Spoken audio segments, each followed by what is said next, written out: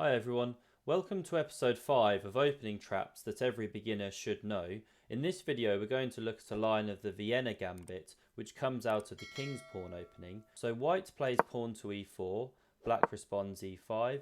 We have knight c3, so a slightly more unusual second move here, but by playing like this, white is deliberately not blocking the f-pawn. Black now plays knight to f6, and here white plays f4. So it's kind of like a delayed King's Gambit. We now have pawn to d5, which is considered the best move, striking back in the centre against white's double pawn advance. Here white plays f takes e5, and now black jumps in with the knight, takes on e4, putting the question to white here as to how they want to proceed.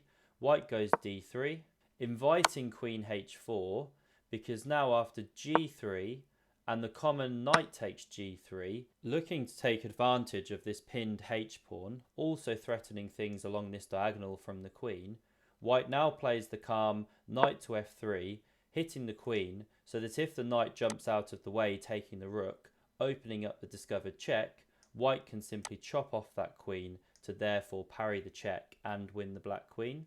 So black has to drop back here with queen to h5. White now proceeds with taking on d5, leaving the rook in the corner on prise, because if black takes here, then white jumps in with a check on c7, and without going through all the lines, white is emerging ahead in these variations. So instead of going into this, black instead plays the bishop out to g4, pinning this knight and adding extra pressure, and now white plays the nice retreating move, knight to f4, hitting the black queen, and after bishop takes, we now have knight takes on h5, bishop takes on d1, pawn takes knight on h3, and here's where the trap is set. So if black were to now get greedy and carry on snaffling off pawns with bishop takes c2, now we can play the move pawn to b3, trapping in that dark squared bishop. There is an alternative way to trap this piece as well, by playing rook to h4, looking to trap it laterally along this fourth rank, because now the bishop can't retreat to a4.